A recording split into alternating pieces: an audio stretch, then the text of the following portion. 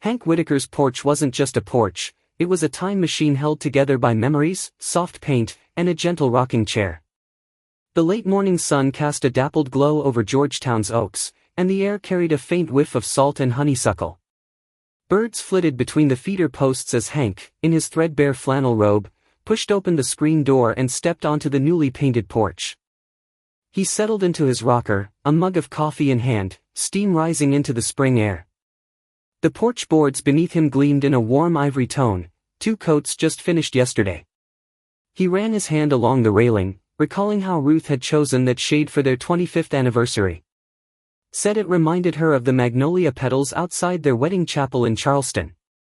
Even now, nearly a decade since she'd passed, Hank could hear her voice in the rhythm of the wind chimes.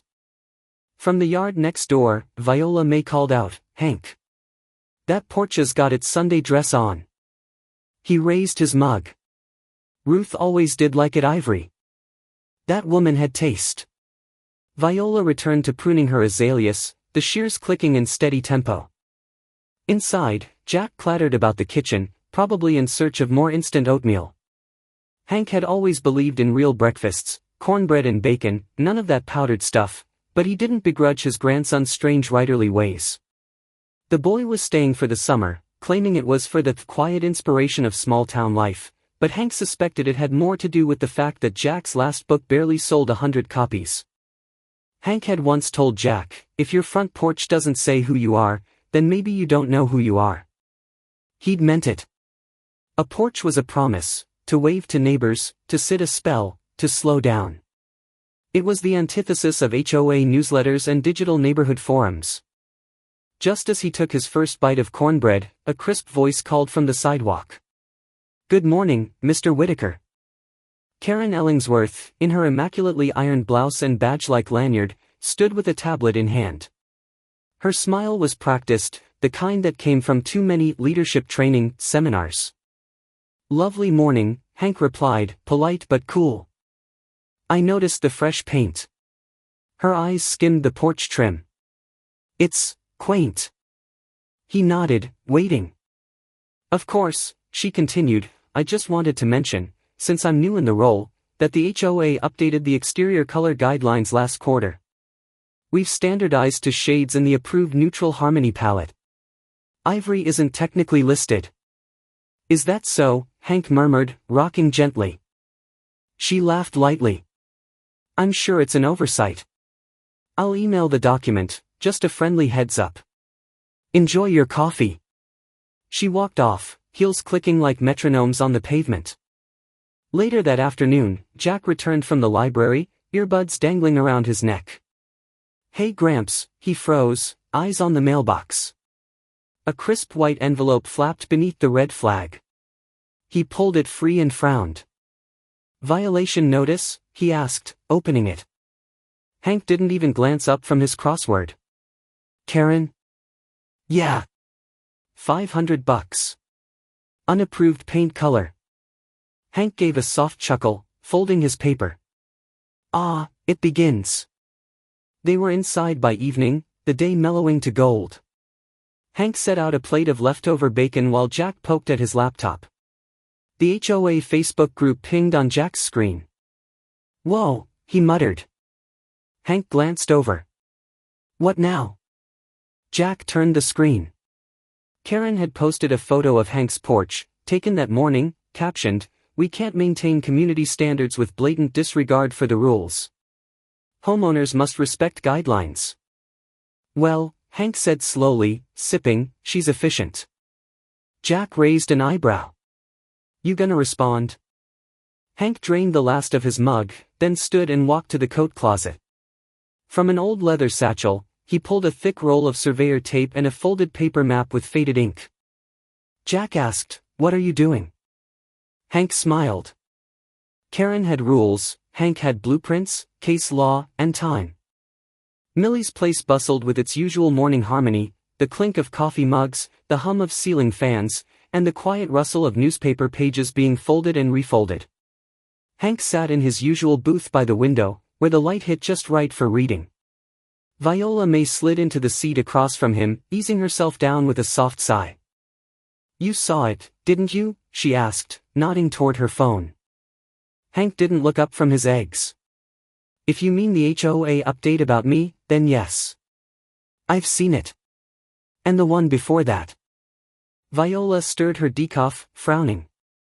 Karen once made us rip out a whole flower arch, said it was too festive for a shared fence line. That woman smiled the whole time. I never forgot the look in her eyes, like she was enjoying it. She enjoys control, Hank said, matter-of-factly. Some people build bridges. Others set tolls. A waitress in a faded yellow uniform topped off their mugs. Second refill, sugar, she said to Hank with a wink. You're maxing out your dollar again. He tipped his head in thanks. Across the diner, other retirees exchanged glances, clearly aware of the HOA gossip, but no one interrupted. In Georgetown, respect was still a currency, and Hank carried plenty of it. By mid-morning, Hank was in the attic with Jack. Dust motes danced in sunbeams slicing through the slats. Cardboard boxes stacked against the rafters bore Ruth's neat handwriting, holiday ornaments, legal files, porch blueprints. Jack huffed as he lifted a box labeled 1992. What exactly are we looking for? A copy of the HOA charter. The one Ruth had signed. There may be more in that era than they bargained for. Jack pried open the box and began sorting through old files. This looks like a tax return, a letter from someone named Gordon, a recipe for cherry pie. Keep that recipe, Hank murmured, thumbing through another box. Ruth's Pies won church raffles 3 years running. 10 minutes later, Jack let out a sharp, aha. He held up a stiff envelope marked in blue ink, Porch Clause, 1992. The paper inside was aged but intact. On top, Ruth's signature curled neatly under a stamped HOA seal. Is this what you wanted? Jack asked, handing it over. Hank read it once. Then again, slower. This, he said, voice calm, is the amendment she fought for. It recognized grandfathered structures built before '89. That porch was certified then. This clause might still have teeth. Assuming it's still valid? Only one way to find out. He reached for the landline in the hallway, yes, he still used one, and dialed a number from memory. It rang twice before a gravelly voice answered. Gordon Miles speaking. Gordon, it's Hank. I need you to dig into something. Lord, Hank, it's been 15 years. You get bored or just miss my voice? I might be waking a bear, Gordon. Need to know if Ruth's Porch Clause from 1992 still stands under the current HOA charter. There was a pause. I'll need to cross-reference old filings and meeting minutes. Give me a day. I'll be on my porch. Jack, leaning against the doorframe, asked, so this clause, you think it can stop Karen? I think it could stop a train, Hank replied, sliding the envelope into a folder labeled active. That afternoon, a crisp knock echoed from the front door. Karen, clipboard in hand, smiled through the screen. Mr. Whitaker, she began, as per our prior notices, and due to your lack of action, I'm required to inform you that a formal enforcement notice will be issued in 7 days if compliance is not achieved. Duly noted, Hank replied, without offering her a seat. She stood a moment longer, expecting resistance, or apology. She got neither. Just the slow creak of a rocking chair and the scent of bacon lingering from breakfast. She left without another word. Evening arrived with the scent of cut grass and summer anticipation. Hank returned to the attic, methodically cataloging files into a new binder. Jack watched from the hallway, unsure whether his grandfather was plotting war or merely filing taxes with flair. Then the phone rang. Hank answered on the second ring. Whitaker. Hank, Gordon said, his voice brisk, you might want to sit down. I'm already seated. Well, then brace yourself. That clause your wife fought for, it's still active. Never repealed. Still buried in the HOA Charter's appendix. I don't think Karen or the current board even knows it exists. Hank smiled faintly. In his youth, Hank won cases with just a legal pad and a cold stare. He still had both. The small study at the back of the house smelled faintly of cedar and old paper. The morning sun fell across the shelves lined with leather-bound legal volumes and yellowing case notes. On one wall hung a framed photo of Ruth and Hank at their wedding, on another, a certificate, State Bar of South Carolina, Harlan Whitaker, ESQ, admitted 1975. Jack stood near the door, turning an old photo in his hands. It was a black and white print, curled at the corners, showing a much younger Hank in a courthouse hallway. His jaw was clenched, one hand on a legal pad, the other in his pocket. Behind him, reporters hovered. "You look like you were about to eat someone alive," Jack said, holding up the photo. Hank chuckled. That was the Culver Creek case. Rancher accused of zoning violations. The county tried to snatch his land for a shopping center. I found a clause in the municipal code from 1934. That, and a bit of pressure, kept the bulldozers off his pasture. "You won?" Jack asked.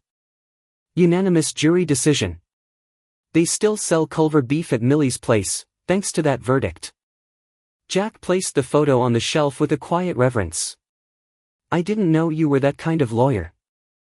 Hank looked out the window toward the porch. "I was the kind who read the fine print." A soft buzz broke the stillness. It was Gordon on the landline. Hank picked up on the second ring. "It's still valid," Gordon said without pleasantries. "The porch clause was never rescinded. HOA rules can't override it without a 2/3 membership vote. I checked the minutes. That vote never happened." "They don't know it's still on the books?" Hank asked. "Karen's board runs on assumption, not precedent. Then it's time they read their own charter." Meanwhile, across the cul-de-sac, Karen sat at her dining table, headset clipped neatly to her ear. On the laptop screen, a young man in a stiff gray suit adjusted his tie nervously. "Bradley Pierce, legal counsel for Pineview Law Group," he introduced himself. Karen smiled tight. "Bradley, I need you to prepare for an enforcement hearing. One of our residents refuses to comply with Exterior Uniformity Code Section 4B. Bradley blinked. "Have you reviewed their original approval documents?" Karen waved a hand. "That's irrelevant. The porch color violates our current board standards." "I'm not sure that's how it works," he said hesitantly. She leaned in. "Just send the hearing notice. I'll handle the rest." Back at the Whitaker home, the mail clinked into the box. Jack retrieved the day's delivery and paused as he handed an envelope to his grandfather. "Looks official." Hank opened it with a butter knife. The embossed letterhead of the Georgetown Lakeside HOA glared up at him. The phrasing was polished but pointed. "You are invited to a mandatory compliance hearing regarding property appearance violations." Hank read it once, then flipped the page to the back. Jack watched, silent. Without a trace of irritation, Hank folded the letter neatly and set it beside the binder labeled Porch Clause. His gaze drifted to Ruth's signature on the archival copy. "It's time," he said softly, "for them to learn just how much weight her name still carries." Jack cleared his throat. "So, what's the plan?" "I'll need you to type up an outline for presentation, organize the exhibits by date, and tag the charter clause with highlights." "That all?" "And get me my navy suit from the garment bag. The one Ruth liked best." Jack grinned, more admiration than amusement in his voice. "You're really going to make them sweat, huh?" Hank didn't reply, but the corner of his mouth twitched upward. He looked not just like a man about to defend a porch, but like one reclaiming a part of himself. As Jack began organizing the papers, he glanced again at the photo from 1989. Something settled in his chest, respect, yes, but also realization. The man who raised him hadn't stopped fighting for what was right. He'd simply been waiting for the right moment. HOA's hearing room wasn't a courtroom, but Hank walked in like it was one, and it was his. The air inside the community center was stale with the scent of old carpet and lukewarm coffee. A row of folding chairs lined the back wall where a few curious residents had already taken their seats. Fluorescent lights buzzed overhead, washing the beige walls in a pale, institutional glow. The bulletin board still bore a curling flyer for last year's Memorial Day picnic. Karen stood near a plastic podium at the front, clipboard clutched in hand, flanked by 5 HOA board members seated behind a folding table draped in navy polyester. Hank's steady footsteps echoed on the linoleum as he approached the marked line on the floor. Jack followed close behind, arms full of binders, a portable projector under one arm. Gordon had warned, they'll try to rattle you with technicalities. Just remind them who wrote the rules. Karen adjusted the microphone. We're here to address a clear violation of HOA color standards. Mr. Whitaker's porch was repainted without prior approval and in a shade not listed in the 2022 Harmony palette. Hank didn't flinch. He placed a folder on the table and looked each board member in the eye. Thank you, Chairwoman Ellingsworth. Before we proceed, I'd like to confirm, are we operating under the most current version of the HOA charter? One of the board members, a middle-aged man in a tie too tight for his neck, nodded. Yes. Excellent, Hank said, sliding a yellow document from his folder. This is the charter ratified in 1992, with all active clauses still in force due to lack of formal override procedures. Page 5, Section D, Subsection 3, what we refer to as the Porch Clause. Jack connected the projector to his laptop and clicked. The image of a scanned document filled the small white screen pinned to the corkboard. At the bottom was a signature in graceful cursive, Ruth Ellen Whitaker. Gasps whispered through the back row. Viola May leaned forward in her seat. Karen crossed her arms. This meeting is about recent updates, not ancient paperwork. Hank turned to the board. Let me remind everyone here, the 1992 charter has not been repealed. No 2/3 vote was ever held to nullify this clause. That makes it legally binding. Karen leaned toward her microphone. With all due respect, Mr. Whitaker, this Nostalgia Act doesn't exempt you from modern standards. It's not nostalgia, Hank replied evenly. It's law. A beat of silence settled. Another board member flipped through a printed copy of the charter. Is this accurate? Jack stepped forward. The document was verified this week by Gordon Miles, former HOA charter paralegal. We've got scanned copies of every page. Clause D3 explicitly exempts porches painted before the year 2000. Karen's cheeks flushed. That's a misinterpretation. Hank raised his voice just enough to carry to the room's corners. The clause reads, any porch structure painted prior to January 1, 2000, shall remain exempt from subsequent aesthetic regulations, unless structural changes occur. Another whisper of voices. The room was no longer just watching, they were weighing. Karen's voice sharpened. We're not here for legal grandstanding. But you are here to enforce rules, Hank countered. And your rules, these rules, say I'm not in violation. Someone at the board table cleared their throat. Is this the only known example under the exemption clause? Hank nodded. My porch was last painted in 1997. I merely refreshed the existing color. No change. No violation. Karen looked like she wanted to respond, but the words tangled in her throat. Her fingers tapped the edge of the podium. Silence. Defeat wasn't in Karen's vocabulary, but neither was humility.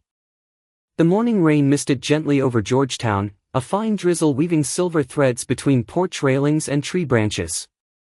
Hank stepped out, coffee in hand, and stopped short. The mailbox at the edge of his yard stood at an awkward tilt, its post splintered and sagging, metal box dangling like a dislocated limb. He walked toward it, squinting against the drizzle. The wood had been snapped clean, no skid marks, no tire tracks, just the unmistakable imprint of a deliberate yank. He crouched, brushing his fingers along the brake, lips tightening but not speaking. Minutes later, a cruiser pulled up. Officer Riley, tall and slow-moving, got out with a notepad in hand. Morning, Mr. Whitaker, Riley said, eyeing the damage. Looks like someone didn't appreciate federal mailboxes today. Hank gestured with his mug. I suppose some folks prefer digital threats. Riley crouched beside him, took a few notes, and glanced up. "Got any enemies I should know about?" Hank gave a dry smile. "Only bureaucrats with too much time and too few crayons." Inside the house, Jack finished zipping up his jacket. "I'll be back in an hour, taking the scanned charter to Millie's print. If we're passing it around the neighborhood, it needs to be in color. People trust color." Hank nodded, eyes still on the fractured mailbox. "Careful on the roads." Jack paused. "You okay?" "I'm fine," Hank said. "Just remembering how my wife used to plant marigolds around that post. Said it needed cheer." As Jack left, Hank returned inside and checked his email. Among the usual circulars and retirement newsletters was one message with the subject line in bold red, "Community Alert, Rising Tensions from Uncooperative Resident." Karen. He clicked. The body was short, cold, and calculated. "We regret to inform residents that recent acts of defiance are undermining neighborhood cohesion. Individuals choosing not to comply with HOA standards risk escalating consequences. Enforcement measures will continue as outlined." No names. But everyone would know. That afternoon, Jack returned with a stack of freshly printed copies of the 1992 charter. As he stepped onto the porch, his phone buzzed. He glanced down, brows raising as he saw the caller ID, Karen Ellingsworth. He hesitated, thumb hovering, then answered. "Hello?" A clipped voice shot through the speaker. "This is a courtesy call. You should advise your grandfather to reconsider provoking the board further. We're exploring our legal options, and if necessary, I'll report his behavior to local authorities. Inciting community unrest is a serious matter." Jack stared at the phone. "Ma'am, are you threatening to call the cops on a 74-year-old man for repainting his porch?" "Don't twist my words," Karen snapped. "Just remind him that rules exist for a reason." The line went dead. That evening, over a quiet dinner of leftover gumbo and warm cornbread, Jack relayed the call. Hank listened without surprise, sipping his tea slowly.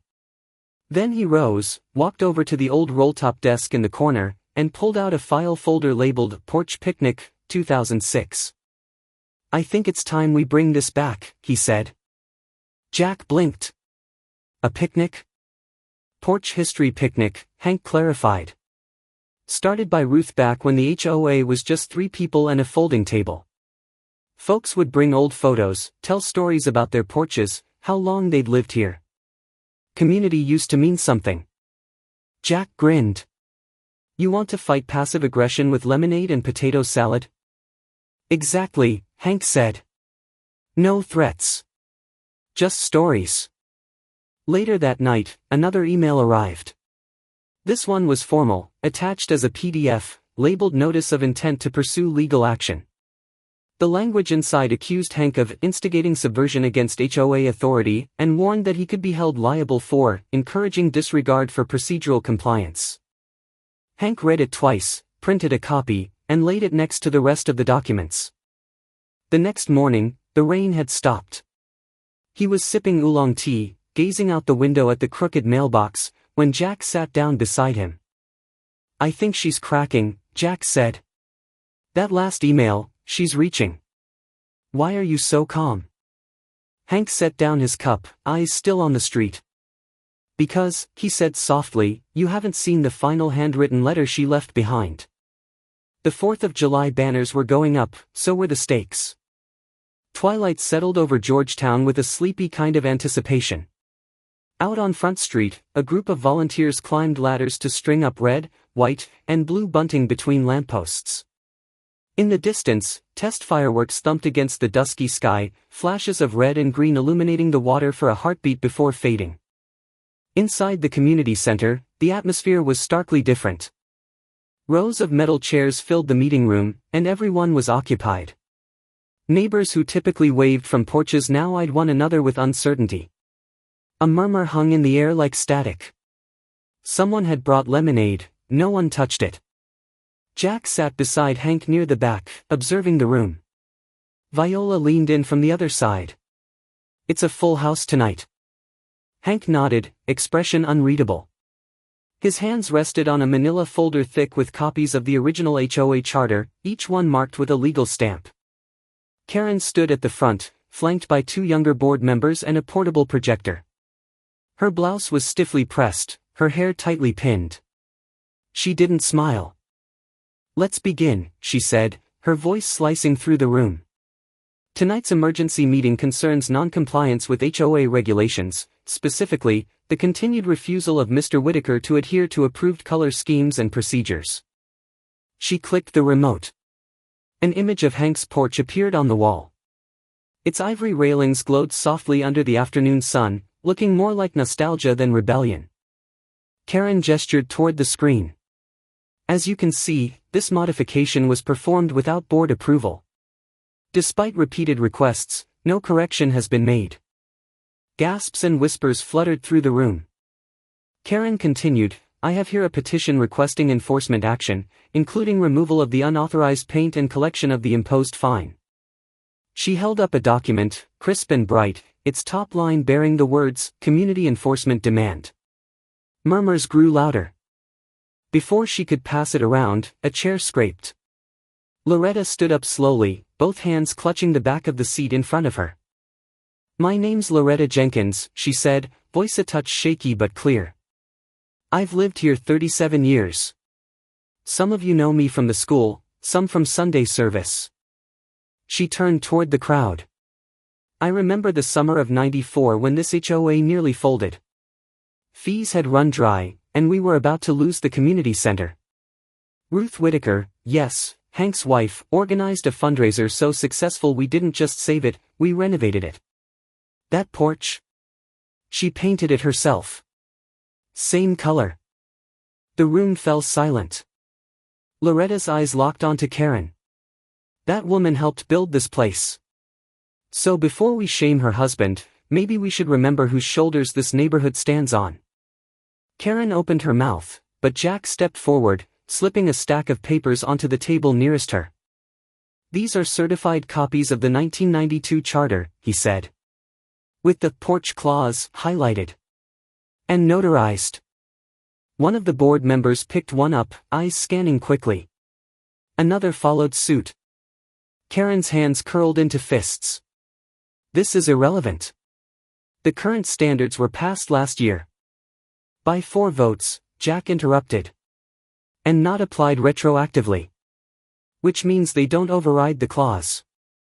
Karen's face flushed. She slammed her palm against the table, the crack echoing like a gavel. "This is a hijacking of order," she snapped. "This man is undermining the HOA and encouraging others to do the same." At the back of the room, an elderly man shook his head. Another clapped. Then another. A small swell of applause grew, hesitant but insistent, washing over the tension like a tide. A member of the board whispered to Karen. She bristled. "You're asking me to leave?" A nod. "You're disrupting the process." Karen glared at the room, eyes glittering. Then she grabbed her bag and stormed out, the metal door slamming shut behind her. The room exhaled. Hank stayed seated, watching the door swing slowly back to stillness. Someone stood to ask about the next steps, but before anything else could be said, Viola leaned close, voice barely above a breath. "She won't stop, you know. Even if this entire neighborhood turns on her." Hank's gaze didn't waver. "Good," he said calmly. "Because I haven't gone anywhere." Karen had pushed every button, but Hank had one left she didn't know about. Late July sun filtered through the porch latticework as Hank adjusted the paper lanterns Jack had helped hang that morning. The breeze carried the scent of honeysuckle and a hint of the chicken salad Viola had volunteered to bring. Porch Revival Day was set for tomorrow, and the railings gleamed in fresh ivory under the early evening light. Hank sank slowly into his chair, a cold glass of sweet tea in hand, watching Jack flip through a binder at the patio table. "This one," Jack said, tapping a worn page.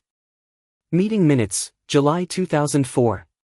HOA attempted a repeal of the original porch clause. Motion failed due to lack of quorum." Hank leaned forward. "That's the nail." The document included handwritten notes in blue ink from the former HOA president, Marlene Tisdale, stating explicitly, vote did not pass. No authority to enforce retroactively. Gordon's voice crackled through the speakerphone. This plus the signed charter, it's not just leverage, it's a map. And you've walked it cleaner than any litigator I've worked with. Jack looked up. You think she knows? Karen? Gordon scoffed. She's flailing. Word is she's calling a closed door with Edmonds from Columbia. Sunday night. Hank nodded, calm. Let her. That same evening, across the cul-de-sac, the curtains of Karen's bay window shifted with movement. Inside, Steve Edmonds, a corporate lawyer with a track record in HOA litigation, set his briefcase down. Karen poured coffee with mechanical grace. I need a workaround, she said, pacing. There's precedent in other states for revoking exemptions based on community endangerment. Edmonds adjusted his glasses. Only if the exemption caused structural or public risk. A porch isn't a firearm, Karen. She stiffened. What about incitement? He's rallying the neighborhood. Hosting a picnic is not sedition, Edmonds said dryly. Her eyes burned with frustration. Then what do you suggest? Step back. Temporarily. Let things cool. Restructure from within, after this blows over. Karen slammed her mug onto the table. You sound like him. Across the street, Jack watched lights flicker in Karen's house. She's cornered. Hank reached for the envelope Gordon had sent overnight. Inside, a pre-drafted notice, request for independent audit of HOA operations. Attached were flagged expenditures, discrepancies in petty cash logs, and lack of vote records from several years. This isn't to destroy her, Hank murmured, mostly to himself. Just to remind her, power isn't entitlement. The next morning, Hank handed the sealed letter to Officer Riley, who agreed to deliver it to the HOA headquarters, a modest converted garage behind the clubhouse. By noon, the letter was affixed to the HOA bulletin board with official tape. Residents gathered in small groups, whispering. Karen's SUV didn't show that day. The notice read. An internal audit of HOA governance has been initiated. Effective immediately, Chairwoman Karen Ellingsworth is requested to step aside from all administrative duties pending review. It was signed by 3 board members and notarized. That night, Hank was on the porch, lanterns glowing like fireflies. Viola had dropped off a peach cobbler. Loretta left a handwritten note, you reminded us what community feels like. Thank you. At 10:03 p.m., the phone rang. Hank answered without looking at the caller ID. Her voice was quieter than usual, but sharp as ever. You win, Karen said. But don't think I'll vanish like your precious front gate. Hank didn't speak. He listened. I know who I'm dealing with now, she added. And you should know, I don't plan on leaving quietly. He sipped his tea, then spoke gently. No one said you had to vanish, Karen. Just, maybe stop kicking down what others build. Click. The line went dead. The porch lantern swayed, casting slow-moving shadows across the worn floorboards. Some porches are just wood and nails, others are declarations. The morning sun poured like molasses over Georgetown. Paper banners fluttered from porch to porch, each hand-painted by residents who hadn't picked up a brush in years. On Hank Whitaker's porch, a hand-carved wooden sign hung just below the rafters, Porch Day, in grace we trust. Beneath it, a pitcher of iced tea glistened in the light, sweating beads down its sides. Jack came out holding a slice of pecan pie. You really gonna keep that banner up all year? He asked, nodding at the sign. Hank took a sip of his tea. Yep. A little reminder, there's law, and then there's reason. Neighbors arrived slowly at first. Viola May came with cornbread still warm in foil. Loretta brought a casserole so heavy Jack had to help her up the steps. Each person who stopped by shook Hank's hand like they were shaking the hand of a senator, or a war hero. They brought baked goods, lawn chairs, and stories. This one, Loretta said, tapping the porch floor with her cane, has seen more honesty than any meeting room I've ever sat in. And Hank? He reminded us all that rules don't exist to bully, they exist to serve. Applause broke out, not loud or raucous, but steady, respectful. Down the street, Karen's shutters stayed closed. No car left the driveway. Around noon, someone noticed her mailbox was missing the HOA decal. No one asked why. Jack filmed the slow procession of neighbors greeting one another. The footage was quiet, just clinking glasses, soft laughter, the creak of old chairs. Later that afternoon, he'd write a piece titled "The Porch That Spoke" and submit it to Southern Living with a note: some structures don't need words to stand for something. Around 3 p.m., Karen emerged. She wore sunglasses, a scarf, and moved with the caution of someone not ready for the sun. She walked to her car. Nobody stopped her. Viola looked up briefly, then returned to slicing peaches. Karen backed out of the driveway, paused at the intersection, and disappeared. By late afternoon, Hank was still on the porch. He pulled out an old wooden plaque from a canvas bag, edges faded, lettering hand-burned. "Where grace lives, order follows." He hammered it back above the doorway, just under the wind chime his wife had loved. Jack sat nearby, typing the final paragraph of his article. "That's it," he said. "All done." Hank nodded. "Good." Minutes later, an email pinged on Jack's phone. He opened it, eyes widening. Southern Living replied. "They're publishing it. Said it's the kind of story people need right now." A silence settled between them, not awkward, just full. Jack leaned back. "You think I should head back to the city?" Hank didn't look over. He just smiled, eyes still on the porch and the neighborhood beyond. "You go," he said quietly. "But make sure you take a porch with you, even if it's just in your mind." The wind chime tinkled gently overhead. On a quiet summer afternoon, as porch banners swayed in the breeze and neighbors shared pie under creaking awnings, it became clear, something deeper than paint had been restored. Not just a porch, but a principle, that rules should protect, not punish, and when misused, they must be met with calm resistance. Hank never raised his voice, but his stand echoed louder than any gavel. Perhaps it's never too late to pull up a chair, speak gently, and remind those in power who they're meant to serve. Because sometimes, the strongest walls are built not from wood, but from wisdom, memory, and one man's quiet refusal to back down.